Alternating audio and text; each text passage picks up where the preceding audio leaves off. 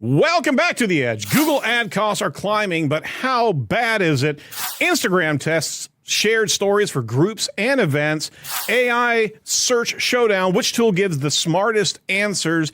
And we also have news from The Edge with Danny Goodwin here on Edge of the Web Radio.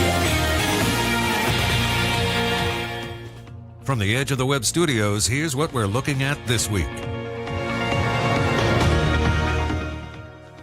We've never done this before. News from The Edge, right?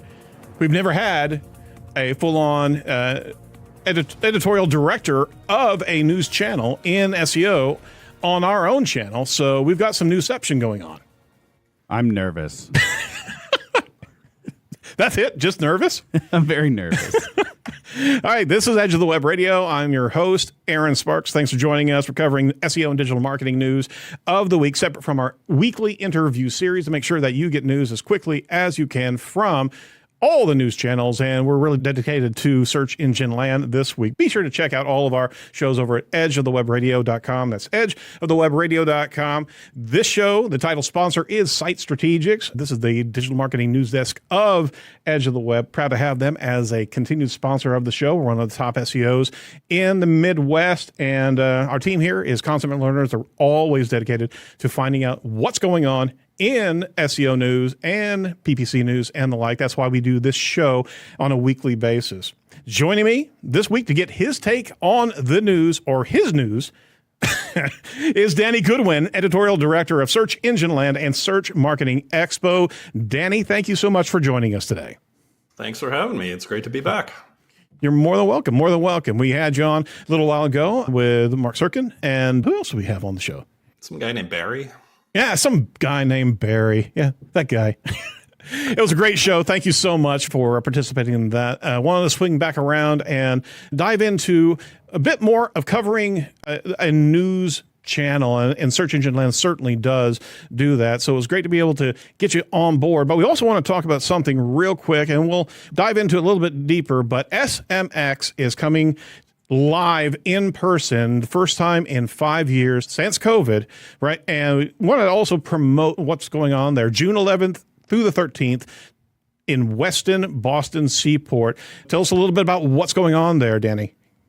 Yeah, we're super excited about it. Obviously, yeah, first time in 5 years being back in person. We've been doing virtual events, that started during COVID up till this past year. But yeah, we're super excited to get the whole community back together again in person. It was kind of interesting. I went to Brighton SEO in San Diego last year, and so many people just keep coming up to me, when's SMX coming back? Yeah, absolutely. Back? And it was like, there was this real hunger for it. So that was a good sign, and all signs point to people are really excited about being there. And we've got some really great speakers lined up for everybody. And yeah, it's going to be really good. Like we really wanted to make this advanced, like the old days of advanced. So no beginner level stuff, just like you better be ready for it. Deep dive into it. As we were at Brighton year before last, it was that Brighton really did capitalize on that void that was out there. And it's great to be able to see these conferences really start gearing up. We got Tech SEO in Raleigh. SEO Week is happening, or it did happen by the time we aired the show, or actually it's going to be happening as we air this show. So there's a lot of new conferences coming up, and the culture is just hungry for connection. And you've trained us on that. And SMX has been a fantastic get together for a very long time. And man, what a great year of conferences, Absolutely. Yeah. And Advanced was always my favorite show. Like, I would always make a point to go to Seattle. We couldn't get Seattle for this event, but I grew up in Boston, so it's kind of a homecoming for me. So it's awesome. Sweet. Very good. Very good. Well, I want to pivot around to a couple key pieces of news before we dive into a lot of Search Engine Land news this week. But I'm going to tee up a Search Engine Land article. First and foremost, from Mark Meyerson, CPC inflation. How fast are Google ad costs rising?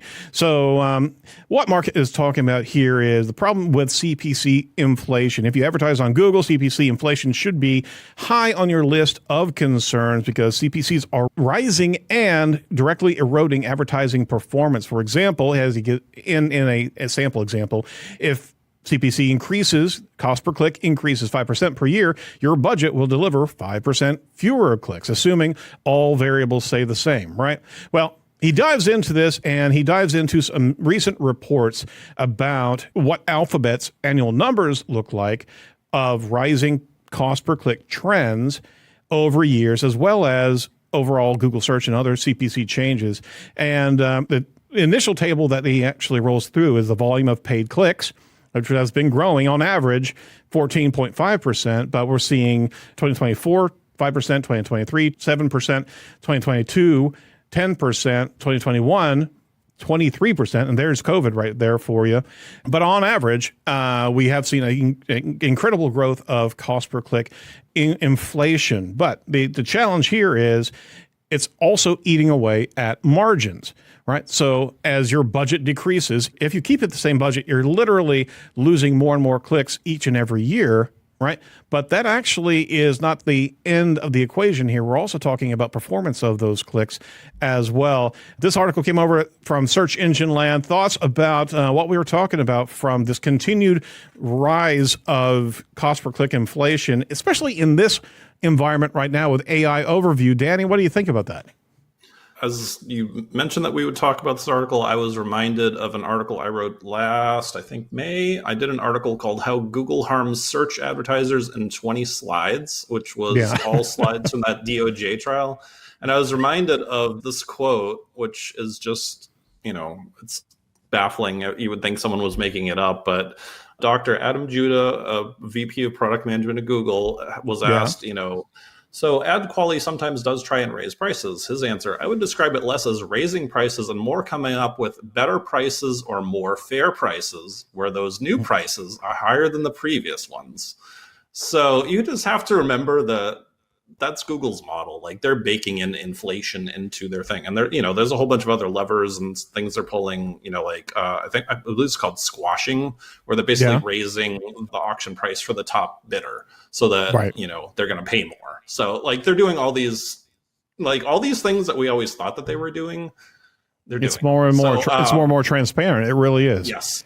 Yeah, and we wouldn't know about it if not for this DOJ trial. So I know we're going to talk more about that, but it's just it seems like that's been the trend. It's just like you're paying more, but you're not getting more, as CPCs rise. So it's at some point there. I don't know if there will be a break point or people and brands and marketers will just keep going, well, we have to be on Google, but eventually do we really have to be? And we're going to go further into that as well. But it's the Overton window. It's constantly changing. There's always an encroachment, and it's a monetization model here. There was a word stream study also that actually dove into 2,000 different or many thousands of different ad campaigns and also broke it down by industry. So please have a look at that. We got it on the video right here. Go look at the article itself, because it does actually widely vary by industry and is often underestimated. Some sectors like e-commerce and real estate face especially steep CPC inflation, while others are a good deal less dramatic. A lot of advertisers are overlooking the compound effect of CPC inflation because it's making it crucial to be able to track and benchmark your own account's CPC growth against industry and inflation trends. It's unavoidable. Or is it? I mean, the fact of the matter is, we were just talking about ads in TikTok last show and just how the ban actually affected a lot of commitment from advertisers that were there before, and they haven't come back in the same stride. They're really kind of banking on the fact that this is not the same algorithm, not the same environment. Our advertisers, again, this is more of a rhetorical than anything else, but advertisers are going to eventually pull back their hand because it keeps on getting bit from an expense standpoint and finding a diversified platform of execution as opposed to keep on throwing money at the Google beast. So that's much more of a prognostication, but watch your CPCs, folk. Make sure that you know what you're actually doing, and may actually need to get smarter on your advertising and narrow your focus on advertising to much better lead converting terms than maybe broad match and what have you. That's where the expensive ones are. All right, next article here from Social Media Today. Instagram experiments with some collaborative story features. They're testing a new feature called Storylines, allowing users to collaboratively add related stories to a shared narrative, enhancing group storytelling around events or themes. Now, this is kind of interesting here is that we've got Instagram building out more of a collective narrative where people can link in and connect to the initial shared story. They're testing this. But the feature actually encourages more social interaction by letting people create and enjoy stories as a group, making Instagram feel more connected and more community focused. I actually think this is a very innovative idea from a social media platform to be able to actually start building a community of thoughts. But you also know the other side of that is there's got to be some policing of the original story sharer, so to speak. Who's going to actually govern what stories are actually linked and connected to the story prime, so to speak, because it could actually backfire very, very quickly, all things being equal. Jake, what do you think about that? Oh, I'm going to jump in. Okay. Yeah. No, I want to read more on it. I think it's a cool idea. I think a lot of like big events, family reunions, weddings, things like that. Yeah, exactly. It'd be really cool for something like that. Yeah. I'm a big fan of anything like that and anything in social media that is positive because these days we need it. We really do. And that's where I was going with the converse side of that is political stories and what have you, and things just snowballing into some sort of collective algorithm, Raiders of the Lost Ark boulder that's coming through. Right, exactly. So I think this is really cool. I'm looking forward to trying it out. I didn't get through the whole article. Is it out right now or it's coming soon? It's out on a number of different, I think, deliveries, but it's still, I believe, coming soon collectively here. Nice. But watch for it and see. And we'd love to hear from our listeners what their experience is. Any thoughts on the Instagram Barrel of Monkeys connection? No. Instagram's my kryptonite. I don't know a thing about it. So. no worries. Platform.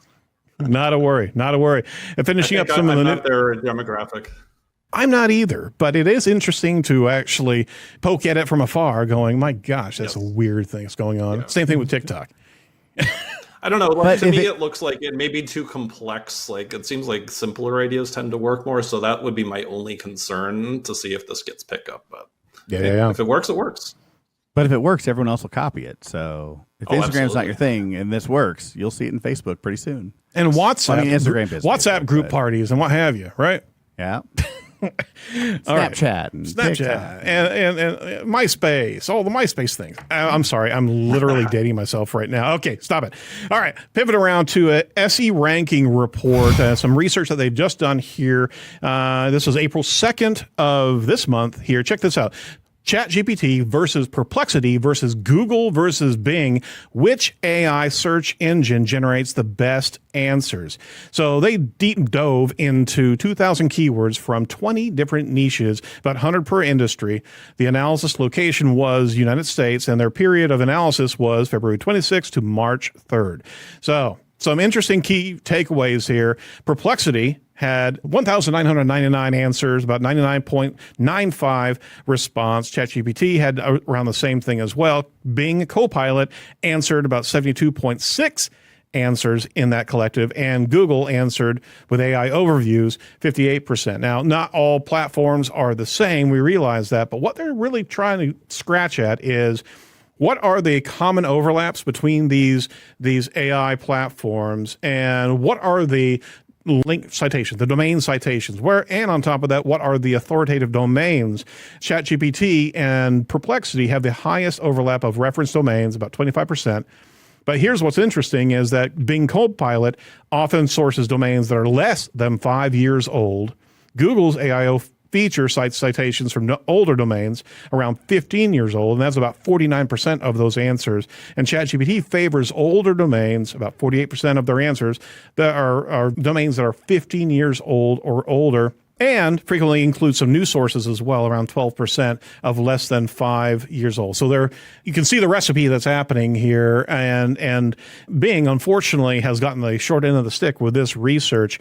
Before I go into any more stats here, Danny, what did you think about this report here? This is some deep analysis here on the AI platforms, and I know you report on it on a regular basis.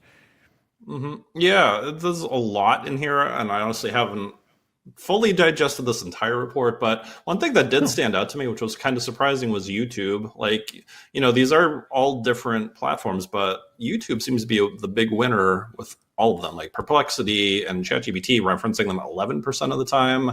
That's more than the Google links to them. So I thought that was very interesting. And, we've been hearing a lot about how video is kind of the future right now, because anyone can kind of create text and very easily now with generative AI and all that stuff. But it seems like it's a shift that's been ongoing for a while. And I think maybe SEOs haven't been ready for it, but I think we're all starting to accept that video content may be the way forward, at least until YouTube changes the rules again and we're all screwed by Google again. So.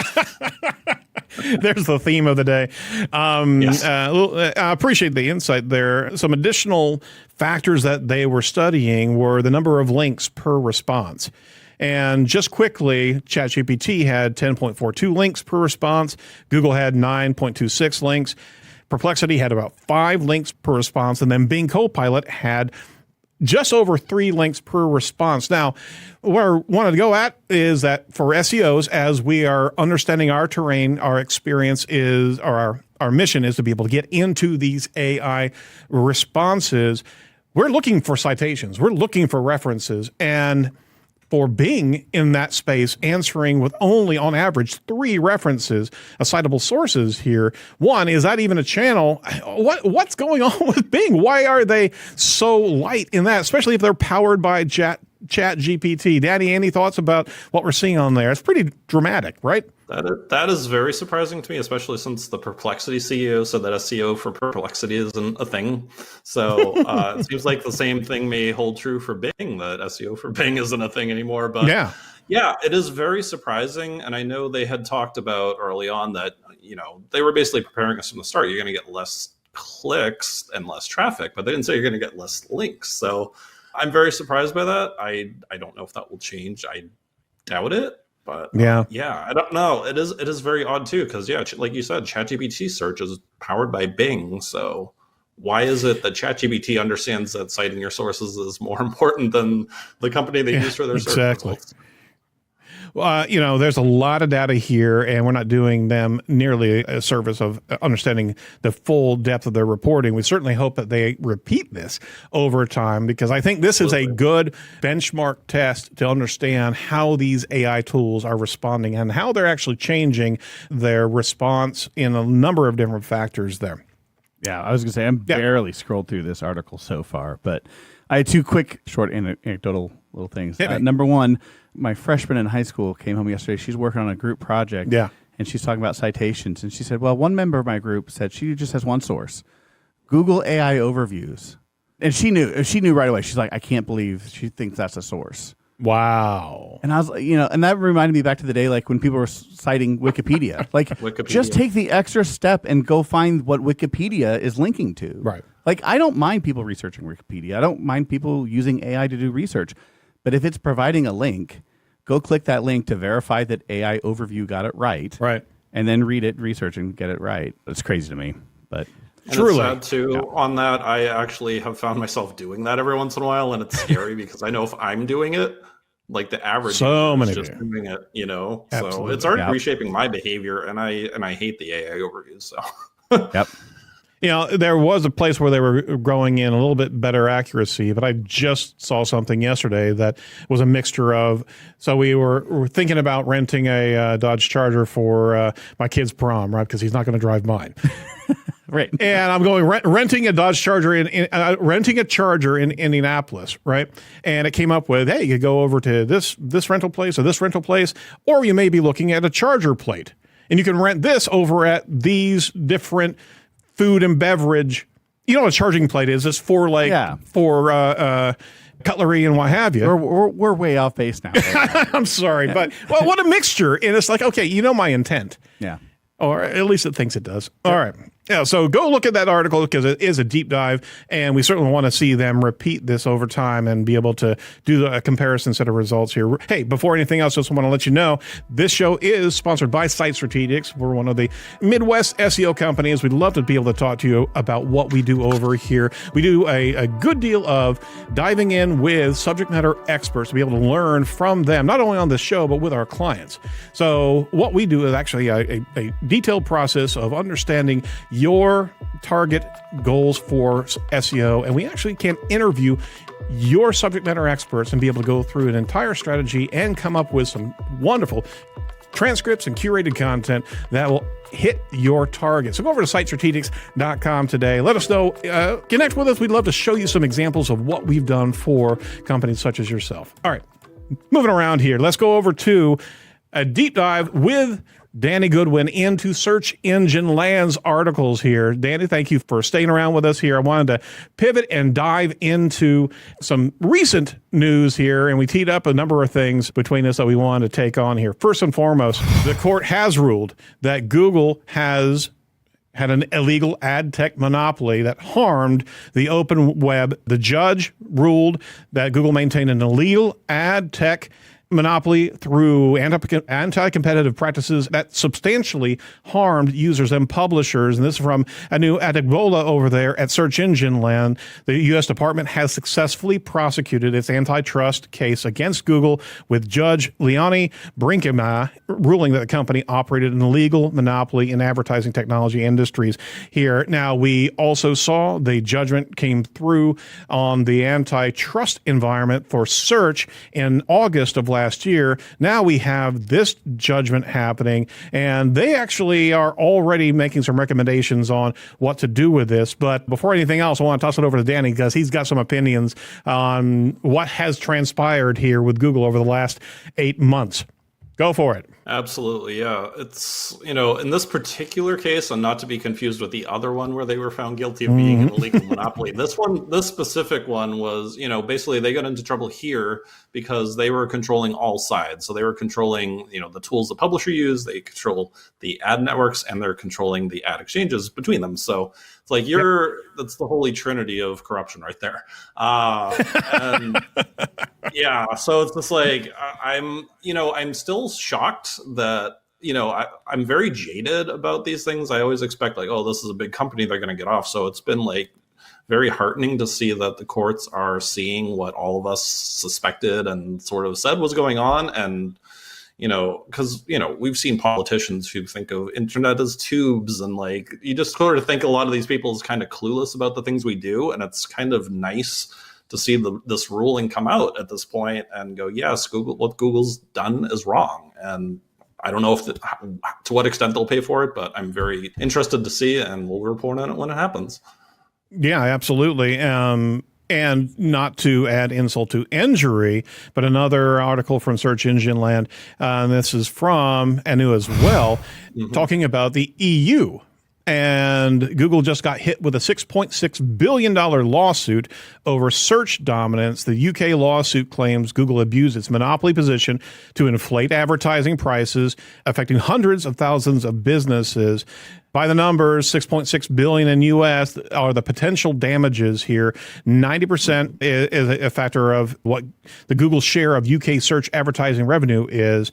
And this period covered by the lawsuit is 13 years, from January 2011 to present. So yet another pounding that's happening now. This is still a lawsuit. Not the judgment's not final there, but man, they're getting hit on all fronts, Danny. But I'll ask, because I don't know. Yeah. $6 billion is a lot to me. Is this a lot to Google? I'm serious. Is this a lot to Google? I knew you were going to go there. Because I will gladly pay a $1 billion fine if someone will give me $10 billion a year. I'm in. Let's do it. Right? Yeah, I understand. But these penalties are getting larger. I think this is one of the largest proposed penalties from the EU or the US. And I mean, Google even settled one just recently for $100 million to, I can't can't remember where they settled or who they settled with. Unfortunately, we reported on it, I can't remember it. But man, these things are substantial now, and these penalties are substantial. And to capitalize on what we're talking about here, last article about this by Danny, actually, over Search Engine Land. He just posted this yesterday. DOJ unveils a plan to end Google's illegal search monopoly. Now, now this is the aforementioned previous case that they lost in August. Now they are providing what the remedy should be, and this has not been agreed upon by the court, but they're looking for substantial changes here. They're looking at distribution remedies, freezing the ecosystem so Google cannot make multi-billion-dollar payments to Apple and Android devices to be able to have that as a default search engine, right? Chrome divestiture, and that would actually separate Chrome from Google organizationally and financially. That accounts for 35% of all Google search queries. We got some data remedies, advertising remedies. Danny, take it away. What else are we experiencing? What is being presented as a remedy? And do you think that this is a warranted response to the scenario? I think it is. I don't know. With your first shot, I assume that we're going for like, here's everything we want. And then, sort of negotiating. You want everything at the start and then you see what you get. I don't know if we're at that place. The Chrome one is super interesting because especially with the stuff we've learned from the leaks in the last year or so, how much of that data they're using for search, that could hurt Google. I know it's 35%, but they're taking a lot of user signals and data from that. You better believe it. That's a big one. Yeah, so that's a big one to look at. I doubt they'll do a lot with, sharing the algorithm or any of that sort of thing, but we'll see. We're shooting for the moon with that. But, and it feels like they are taking away a lot of transparency for advertisers. And that was one part of it too, just the ability to give more information on what keywords you're actually bidding on, like crazy thought, right? Yeah, exactly. Just so you can actually understand what you're getting. Again, it sort of all goes back to the little shenanigans they do behind closed doors, and they go, oh, but if we let advertisers know that we're doing this, they'll manipulate us. And meanwhile, they're manipulating advertisers by manipulating prices. So it's like they're trying to have it both ways here. Yeah, absolutely. Yeah, it's crazy. But yeah, I mean, the big thing is obviously we heard a lot about defaults. So it'll be interesting to see, we've heard about an Apple search engine for so long, and we've often wondered now, like, is this the reason there is no Apple search engine? Because they're paid too well to not develop a search engine. So, along with us, it's just to hear too that they underinvest in Chrome was surprising to me too, is because it's so big, but they're not even barely investing in it. So there's a lot to unpack in this whole section, including like even if all the stuff goes through, they still want to spin off Android potentially in another 5 years, which would also be a big hit to them. So, there's a lot here. Again, it may be a moonshot to an extent for the U.S. Department of Justice here, but go big at the start and see what you can get. Something's going to happen, and there's a lot of skepticism in this space. A lot of analysts are noting that the breakup of tech platforms is complex and historically very difficult to enforce. Right. Critics are worrying that the forced divestitures could actually have unintended consequences, such as making products less user-friendly or harming innovation, which is probably part of the argument that Google would actually have there. There's a lot of skepticism, but at the same time, proponents are actually believing that these remedies could finally break Google's ecosystem lock-in and foster genuine competitions. So there is the space, and that's also when these default payments are potentially, I think that would be the biggest factor, is that breakup opens the lane for all of these AI platforms to just come right in and be able to say, you know what, we've got this, we've honed this over the years. You could very well have that personal AI concierge, and then you can select by default who's going to be your best tool to be able to navigate your digital life. I'm so sorry, Bing. You're going to have to figure that one out before it gets there. Anyway, I would just like to make a quick note and remind everyone that just like Apple, Edge of the Web has also not developed a search engine. So you'd like to send us money to Google. Yeah, absolutely. We've been holding back just for this moment. Waiting for the payday. All right, pivoting around, I just want to give another shout out to one of our sponsors here. Proud to have InLinks as a sponsor of this episode of Edge of the Web. Hey, there's a great tool out there that Dixon Jones has actually spun out away from InLinks, and it's called WAIKAY. WAIKAI.com. What AI knows about you. Go check this thing out because it is an actual, as we're talking about AI, it's a great reconnaissance tool to be able to understand your brand plus a key concept and what does AI, the platforms, know about you in correlation with that key concept. You can do a number of different concepts in there. We've been testing it out and it's really interesting, the gaps that you have compared to other competitors out there that you're gunning for. So go check them out. They got a great tool and they got some free credits that they're giving away. Go over to edgeofthewebradio.com/WAIKAY, WAIKAY. What AI knows about you. It's really interesting. A great incubated tool that they've just rolled out. And if you haven't tried it now, you got to try it because we're in this space. We have to understand the AI knowledge gaps of your entity. All right. Going over to a few other articles from Search Engine Land. And Danny, thank you so much for digging in even deeper. An article that you also wrote, Google Search Boss actually said AI overviews boost click quality. Now, hold on a second here. We've been talking about this in a couple different episodes here of click quality going away and citation references going away. But Google's Elizabeth Reed says AI overviews drive higher quality clicks as many publishers watch their organic traffic decline. So it's not about the traffic. It's about the quality of the traffic from those AI overviews. Danny, you want to take a swing at this? Yeah, I was a bit shocked that you said that, but I've had a few days to think about it, and it's typical kind of Google speak here, where they may be completely right in what they're saying, but they're also kind of just disregarding the fact that yes, clicks from AI overviews result in higher quality clicks. Maybe that's true. Okay. It can also be the case, as we're going to talk about in a second, that it's also harming a whole lot of other publishers that aren't in those AI overviews. And the other thing that's also true is it's also benefiting Google a lot because I'm sure you know this. They just recently launched a thing where they're now linking to themselves. Like you can basically find yourself in a loop, an endless loop of like, here's an AI overview that refers you to a Google search result that leads you to another AI overview that leads you to another Google search result, and on and on and on and on. And then do you ever find the answer to your question? Like Google may go, oh, look, now we're, instead of 5 trillion searches a year, now we have 6 trillion, but you're also just making the search worse and more confusing for people because you're just, you're faking it. Like it's not a natural search. You're forcing people who actually click to go to another Google search. And it's not new for them, obviously. Like, people also ask and all these other types of SERP features, they've had them, but it's just so much more prominent with AI overviews. So she may be like in the big view, she may be right based on the data they're seeing, but again, it's only like half of the story. Roger that. Reed also said that AI overviews are designed to get you started and then help you dive deeper. So what we're really talking about is the psychology of search, right?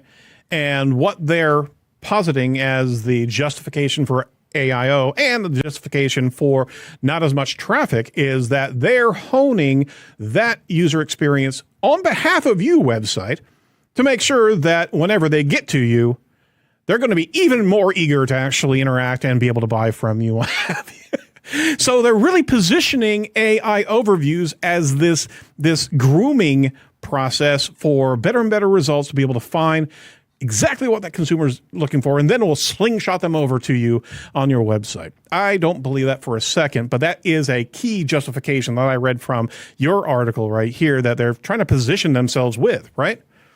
Mm-hmm. Yeah, and you look at Sundar Pichai's quote too about, if you put content and links within AI overviews to get higher click-through rates than if you put it outside of AI overviews. Well, yes, because where do AI overviews live? Where the number one position used to exist. Exactly. So I mean, the real estate has changed. Click-through rates. Yes.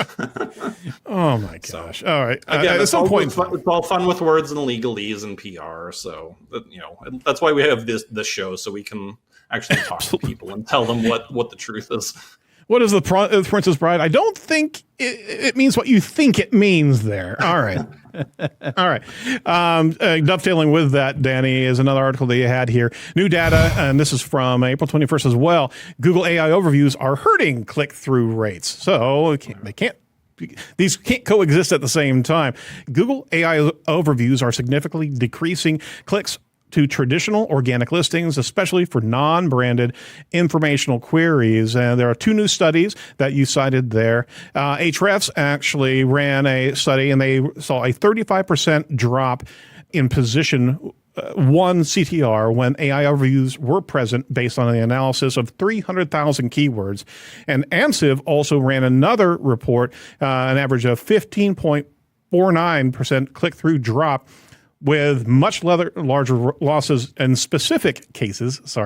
One actually equaled like 37% drop when combined with featured snippets based on an analysis of 700,000 keywords. So two big players here in the search space, and they're giving some incredible results here on just what's happening in CTR whenever AI overviews are in place there. And they also broke it down for non-branded and branded terms as well. Sizable. I mean, these are Richter scale shifts in click-through rate drops, Danny, and these are not single-digit percentages. These are broken down. They also have it broken down, I believe, into categories of industry as well. What's your thoughts on these type of research executions here from industry power players here?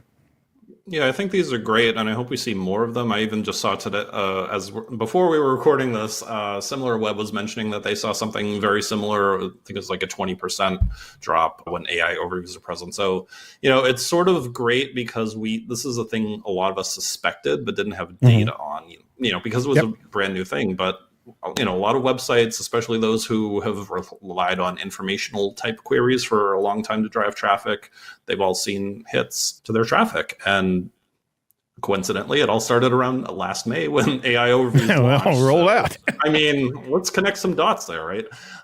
Pretty simple. But yeah, simple. And this is also like the other half of the story we were just talking about, where Google's Elizabeth Reed may be totally right when she says that the citations and AI overviews get clicks, but this is the stuff that's not in the AI overviews now we're talking about. So this is for everyone that maybe is getting a great click where they spend a lot of time on a website. There's a lot of other websites that are now down, in what used to be maybe position 7, 8, 9, 10, and now they're just not going to get that amount of traffic because we know like it was basically most of the clicks went to position 1, 2, or 3 in the old days, 10 years ago. That's just now that's all AI overviews or featured snippets or that golden triangle that we saw. Yes, exactly. So it's a new world. It is, and harken back to the article that we talked about from SE Ranking, whenever they're comparing the answers, and Google AI overviews only had citable links 54% of the time. So to your point is that other set of answers there, which they answered around 90% of those queries, did not have any link availability, and that directly correlates to traffic to websites there. So they're scooping up more of our content, more of our answers, more of our subject matter knowledge for their own purposes to be able to keep that consumer interacting with that choose your own adventure AI overview playbook there. And we're only getting visibility maybe 50% of the time there. That's a huge factor there. That really is. It is. So we'll see where it all goes. I mean, that sort of ties into the next thing we got. Last article here. Optimistic or realistic or pessimistic view. So. Yeah, we kept on sliding down a little bit further and further.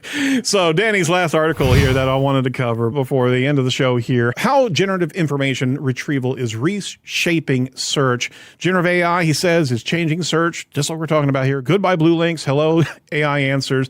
Learn what the shift means for the future of SEO and traffic.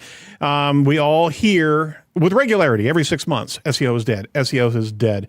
Well, search isn't what it used to be because the consumer's being crafted and manipulated in a whole different direction, more than we've ever had in the real estate of the SERP. I don't want to speak for you in this space, Danny, so I'm going to give you the floor. Give us a walkthrough of what you're really sharing here from retrieval to generation. Give us a point by point here. Yeah, sure. So, search historically has gone, it's information retrieval, right? And this has been a big shift where if you want to think about it the easiest way possible, it's like search engines rank content, but what we're seeing with the AI answer engines, generative engines, whatever you want to call them, they're providing answers now. They're interpreting, right? They're not ranking anymore. So I think that's the big shift. And I know there's been a lot of kind of fighting over, don't rename SEO as GEO, generative engine optimization. And that's been a kind of a big point. But I think people are missing the point that SEO is not GEO because you're not optimizing for a search engine anymore. These engines are different. So we're going to have to adapt to that. And there's a lot we don't know about them at this point. It's kind of I feel like we're going back to the Wild West days of the mid to late 90s where just put more mentions of your keyword on there than everybody else and hope you rank. And I don't know what the equivalent of that will be with GEO and all that stuff. But yeah, I mean, these are both, it's just been fascinating to watch because, I've even been following this since the start. Like Google has always been aiming in that direction of having that Star Trek computer where it's like you ask a question, it tells you the answer. And you don't need a web page to answer that. That was just Ryan Jones who's a well-known speaker and writer in the space has talked a lot about like that was just the best way at the time to provide answers. But now the technology has evolved to this point where we have AI and machine learning and everything. And they can synthesize a whole lot of information and give you answers. So it's a big shift. And, it talks about what does that all mean for us? There's the pessimistic view where we're going to get less referral traffic and it's going to hurt websites' ability to monetize traffic. Optimistic view is it'll lead to higher quality referrals, which is what we hear from Google. That's what they're talking about. And then the realistic view is like you have to diversify your revenue streams and your models. And, that's easier said than done for bigger brands. But what I loved about the web for so long is just like you could be any size and still get in there and have at least a shot at competing. I think that's increasingly going away. Like it's going to be like whoever has the most money and, who's well known enough. Like I'm not saying it's going to be impossible to grow, but it's going to be harder than ever before to break. It really is. In these engines. The silver bullet, I dare say, could very well be brand investment and developing authoritativeness of the brand and subsequently individuals that are part of that organization that are contributing answers. We're in the space of influencing generative search, and we're going to be in the space of how do we effectively give better answers, right? And even if we don't have that citation, how do we continually provide the best information? And honestly, PAA was kind of the canary in the coal mine here, especially with what also Asto did over there by being able to mine down different factors of query based on multiple tiers and what we were actually seeing from PAA. This is the space in which we're going to have to play here, and the compounded effect of having a solid brand that's referenced. Your brand's referenced by the terms that you're trying to actually focus on. We're no longer in a space where we can manipulate the destination page nearly as much as the collective knowledge that's on that site and the trustworthiness of that site. And it's got to be real, it's got to be authentic, and it's the hardest push for marketers because there's no cheat angles in this. But we're still feeding these interpretive engines here, and we have no idea how well they're processing what we're feeding. And on top of that, we're seeing still hallucinations in that space. So we've got to have a plan to be able to attack that. And it's no longer, never has been for the longest time, keyword density and so many different factors that we've known before. We're in a whole nother shooting match here that we're not prepared for. Danny, final thoughts on that? Yeah, and like this one line I'd like to share from my article, generative AI is built upon patterns of probability rather than facts. That's such like a monumental shift in, and we just kind of saw this in the last few days as we're recording this. Lily Ray was sharing, I believe on LinkedIn and social about how you type any weird phrase you want and then meaning, and Google AI overviews will just hallucinate a meaning. Here's what that means, even though that term doesn't exist. And then they'll try to find citations that back up their hallucination. So it's still a lot to figure out. Yeah.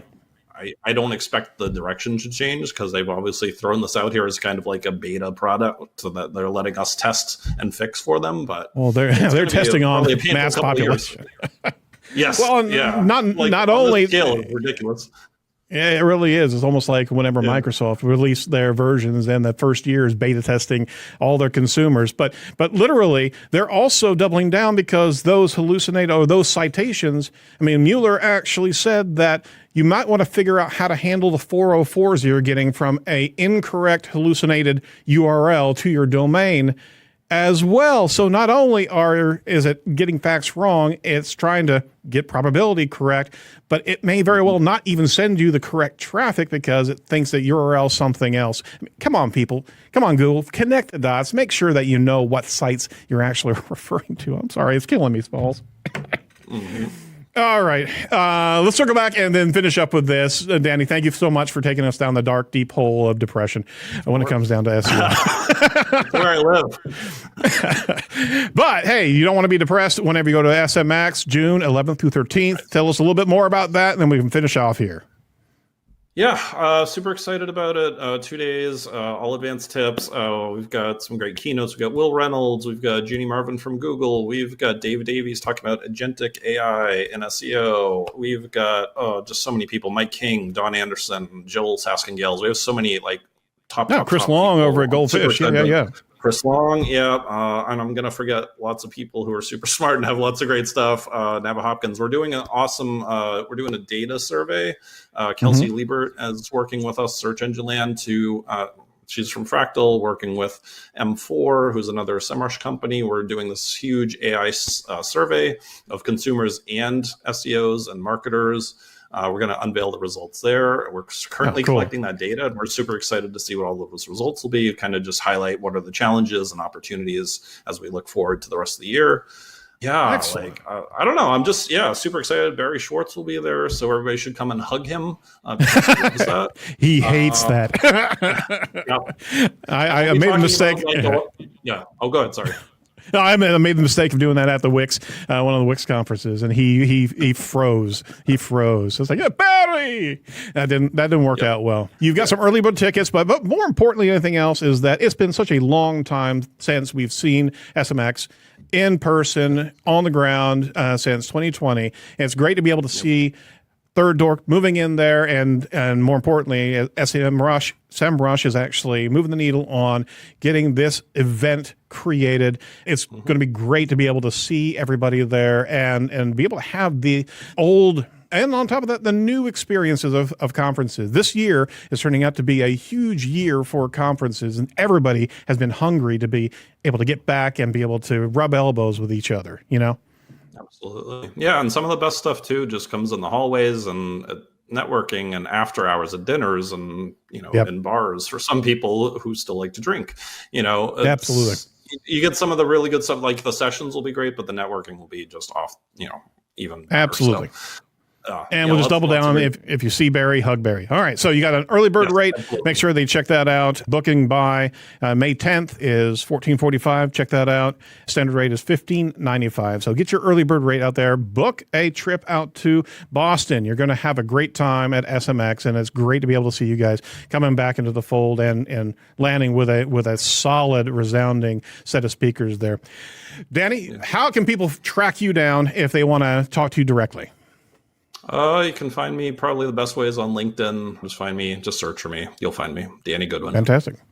All right. Well, that's it for Edge this week. Thanks so much for sticking around and spending time with us, Danny. We'd love to have you back in another cycle of news from the news of the Edge. But again, kudos to everything you guys are doing over there on Search Engine Land. We're always reporting your stories, and you got some great reporters and great writers over there. So thank you for doing what you guys have been doing for such a long time, because we couldn't do it. So that said, so much. You're more than welcome. Hopefully, we'll see you soon there, but the door's always welcome to come on back, Danny. That's it for The Edge. Certainly want to make sure they check out our interview series. We've got Celeste Gonzalez talking about heat map tracking and be able to track user behavior. I think it's the second episode there, so check that out. Be sure to like and comment and subscribe, more importantly, to our YouTube channel, as we're moving different snackable tidbits of our interview series as well as our news videos out there. But we'd love to have a review from you. If you go over to ratethispodcast.com/edge, you can give us a review on your selected platforms. That helps us in the podcast algorithms. Please let us know what you think about what we're doing here at the show, and give us some insight of who you would like us to talk to next. From all of us over the Edge, stay safe, stay well, and do not be a piece of cyber driftwood. We'll talk to you real soon. Bye-bye.